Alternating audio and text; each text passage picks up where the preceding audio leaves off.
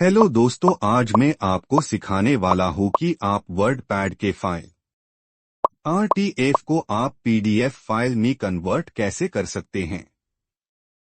सबसे पहले हम अपने वर्ड पैड के फाइल को खोलेंगे और लेफ्ट कॉर्नर के फाइल बटन पर क्लिक करेंगे।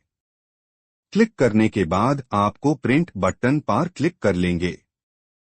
क्लिक करने के बाद एक विंडो खुलेगी। उसके बाद उस विंडो में माइक्रोसॉफ्ट पॉइंट टू PDF पर क्लिक करना है। क्लिक करने के बाद हेम नीश दिए हुए प्रिंट के बटन पर क्लिक कर लेना है। उसके बाद एक छोटी सी विंडो खुलेगी और यूज PDF में कन्वर्ट कर देगी।